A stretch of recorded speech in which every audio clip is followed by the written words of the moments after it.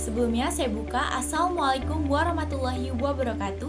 Kami dari kelompok 13 akan memaparkan hasil laporan PBL kami, yaitu analisis akuntansi lingkungan dan environmental conservation cost dalam penilaian kinerja keberlanjutan PT Astra Agro Lestari Tbk tahun 2023-2024. Sebelumnya izinkan kami Ibu Dr. Yusitia Asmaranti SCMSI dan Ibu Rona Majida SCMAK selaku dosen pengampu mata kuliah akuntansi keberlanjutan. Sebelumnya perkenalkan anggota kelompok kami. Yang pertama ada Haila dengan nomor NPM 010, Madeline Christina Roya dengan ujung NPM 039, Dita Ayu Purnama dengan ujung NPM 049, dan saya sendiri Isya Marcella dengan ujung NPM 096. Baik, izinkan saya memulai dengan profil singkat PT Astra Agro Lestari Tbk atau AAL.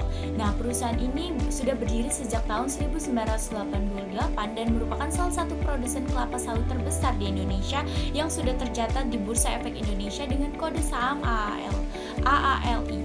AAL beroperasi di sektor perkebunan dan agroindustri dengan fokus utama pada produksi minyak sawit berkelanjutan. Nah, mayoritas sahamnya dimiliki oleh PT Astra International Tbk sebesar 79,7%, sementara sisanya dimiliki publik. Dalam hal transparansi, perusahaan diaudit oleh PwC Indonesia dan memiliki komitmen kuat terhadap keberlanjutan, terutama dalam hal efisiensi energi, konservasi lahan, dan pemberdayaan masyarakat di sekitar wilayah operasional. Nah, selanjutnya pada bagian latar belakang kami menyoroti bagaimana isu keberlanjutan menjadi tantangan utama di sektor industri yang berbasis sumber daya alam, khususnya perkebunan kelapa sawit.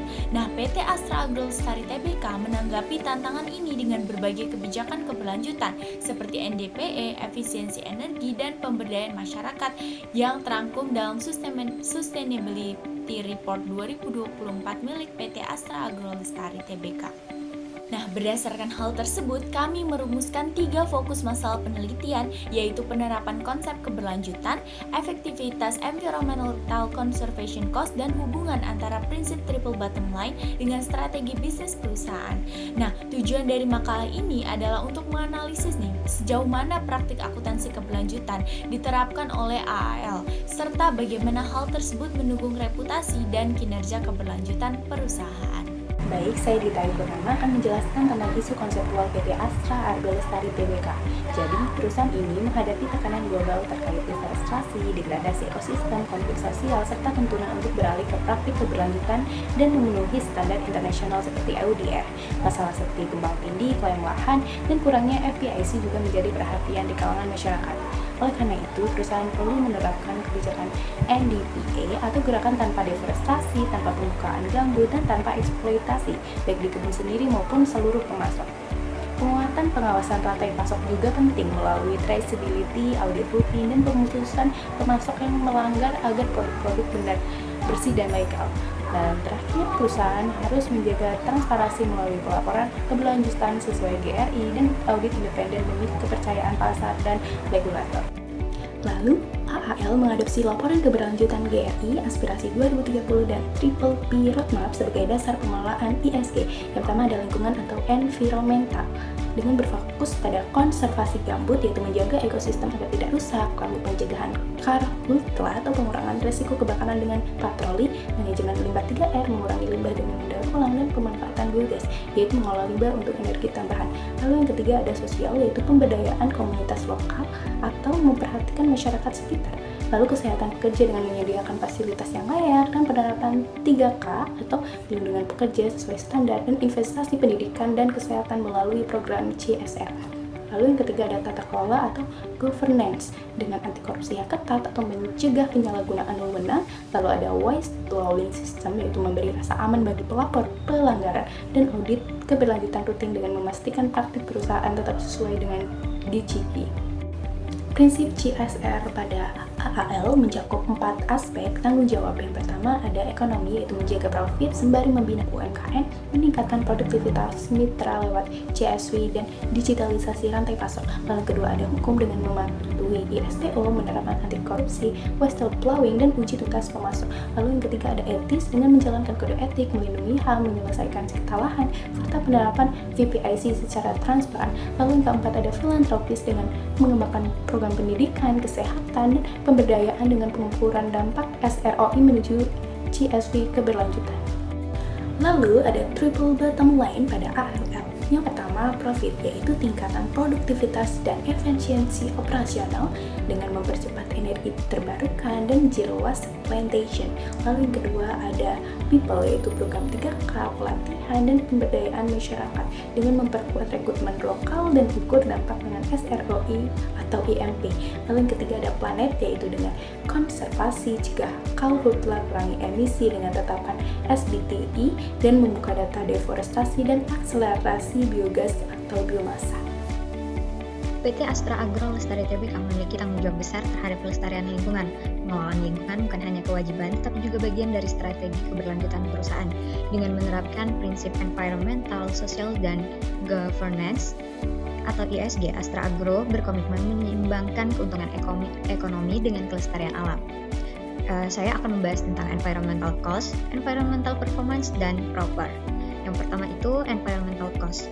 Environmental cost sendiri itu merupakan biaya yang dialokasikan untuk mencegah dan menanggulangi pencemaran lingkungan, mencakup pengelolaan limbah, efisiensi energi, konservasi sumber daya, serta kepatuhan terhadap regulasi. Pada tahun 2024, Astra Agro mengalokasikan 50,40 miliar untuk kegiatan lingkungan, termasuk pengelolaan limbah B3 dan non-B3, konservasi keanekaragaman hayati, penggunaan bahan bakar B35, serta program rehabilitasi melalui penanaman 3.965 pohon di lahan 21,81 hektar. Hasilnya, sepanjang tahun tersebut perusahaan tidak menerima sanksi lingkungan dan seluruh unit memperoleh proper biru dari Kementerian Lingkungan Hidup yang menunjukkan kepatuhan serta komitmen tinggi terhadap keberlanjutan.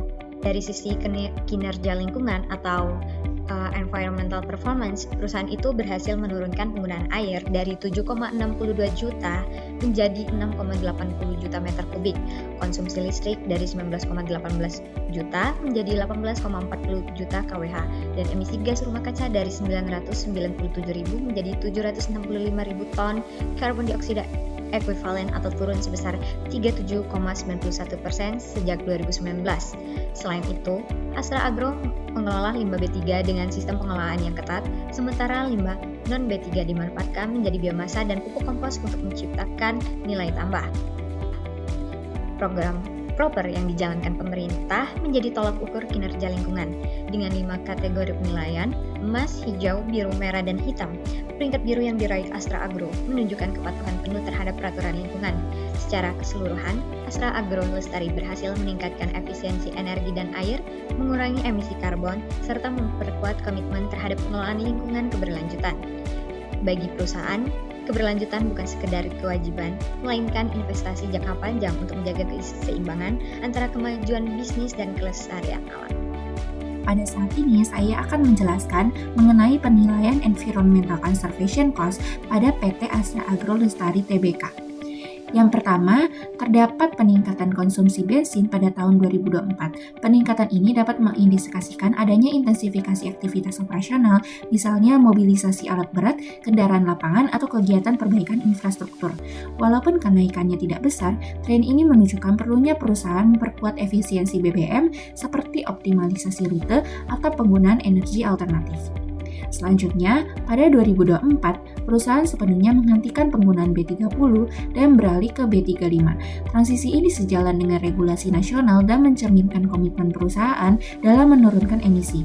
Peningkatan penggunaan B35 sekitar 4,9 juta liter juga mendukung penurunan emisi skop 1 dan 2 secara signifikan. Selanjutnya, dari sisi penggunaan air, terjadi penurunan konsumsi yang menunjukkan keberhasilan perusahaan dalam menerapkan efisiensi. Penurunan ini dipengaruhi oleh sistem reuse cycle air limbah, peningkatan manajemen air di pabrik dan kebun, serta optimalisasi land application. Lalu kemudian penurunan konsumsi energi menjadi indikator bahwa efisiensi energi berjalan efektif. Hal ini didorong oleh meningkatnya penggunaan energi terbarukan seperti biomasa, perbaikan manajemen energi, serta turunnya produksi TBS dan CPO yang menurunkan kebutuhan energi operasional. Selanjutnya, pada biomasa terjadi penurunan ketersediaan cangkang dan serabut sawit, sejalan dengan menurunnya volume pengolahan TBS. Meskipun pasokan turun, perusahaan tetap mempertahankan biomasa sebagai sumber energi utama, sehingga ketergantungan pada energi fosil tetap rendah. Total energi terbarukan juga turun sekitar 2,3 juta GJ, namun proporsinya masih dominan, artinya perusahaan tetap konsisten mengutamakan sumber energi lebih rendah karbon dan efisiensi pabrik semakin membaik, yang berkontribusi pada penurunan emisi GRK. Lalu, capaian emisi menjadi salah satu yang paling signifikan, dengan peningkatan lebih dari 11 poin persentase dalam pengurangan emisi operasional. Ini mencerminkan efektivitas strategi seperti methane capture, pengurangan pupuk anorganik, penggunaan biodiesel, dan efisiensi energi. Total emisi secara keseluruhan juga turun hampir 15%. Penurunan ini didorong oleh berkurangnya energi fosil, penggunaan B35 yang lebih rendah intensitas karbonnya, dan efisiensi proses pabrik. Hal ini menunjukkan bahwa strategi mitigasi perusahaan memberikan dampak nyata. Untuk limbah cair organik, terjadi peningkatan efektivitas pengurangan yang menunjukkan bahwa teknologi pengolahan limbah seperti kolam anaerobik, aerasi, dan land application berjalan semakin optimal. Pada limbah B3 padat, terjadi penurunan lebih dari 2.600 ton. Ini mencerminkan efisiensi penggunaan material berbahaya, pengawasan lebih ketat, serta substitusi material yang lebih ramah lingkungan. Sebaliknya, limbah B3 cair naik sekitar 21 ton, kemungkinan karena peningkatan aktivitas tertentu seperti pembersihan peralatan atau penggunaan bahan kimia. Meskipun meningkat, jumlahnya masih kecil dan perusahaan tetap harus memastikan pengelolaannya sesuai regulasi. Untuk limbah non-B3 produksi, terjadi penurunan lebih dari 300.000 ton, sejalan dengan menurunnya volume TBS yang diproses. Penurunan ini juga membuka peluang pemanfaatan limbah menjadi kompos, mulsa, atau energi. Efluen juga turun sekitar 428.000 meter kubik, menunjukkan bahwa sistem pengolahan air bersih dan air limbah semakin efisien. Terakhir, biaya pengelolaan lingkungan turun 15%, mencerminkan efisiensi operasional dan dampak dari penurunan volume produksi. Meskipun biayanya menurun, kinerja lingkungan justru meningkat, yang menunjukkan bahwa perusahaan telah memasuki fase optimasi. Secara keseluruhan, tahun 2024 menunjukkan peningkatan kinerja lingkungan yang sangat kuat dibandingkan 2023. Hampir semua indikator utama menunjukkan tren positif, dan hal ini menegaskan bahwa strategi keberlanjutan perusahaan berjalan efektif dan memberikan hasil yang terukur. Dari hasil analisis, dapat kita simpulkan bahwa PT Astra Agrolestari Tbk telah berhasil menerapkan prinsip environmental, social, dan governance atau ESG melalui kebijakan NDPE dan Triple P Roadmap. Nah, biaya konservasi lingkungan yang dikeluarkan perusahaan terbukti nih efektif. Terbukti dari penurunan emisi gas rumah kaca sebesar 37,91% dan peningkatan efisiensi pengelolaan limbah hingga 100%. Nah, pendekatan triple bottom line juga membuat AAL tidak hanya berorientasi pada keuntungan saja, tapi juga kesejahteraan masyarakat dan pelestarian lingkungan. Sebagai saran, perusahaan mungkin diharapkan dapat memperluas nih penerapan ESG di seluruh rantai pasok, lalu memperkuat sistem akuntansi lingkungan, serta meningkatkan partisipasi masyarakat lokal. Nah, dengan langkah-langkah tersebut, AAL dapat memperkuat posisinya sebagai perusahaan agribisnis berkelanjutan di Indonesia. Sekian presentasi dari kelompok kami. Apabila terdapat salah kata, kami mohon maaf. Terima kasih. Wassalamualaikum warahmatullahi wabarakatuh.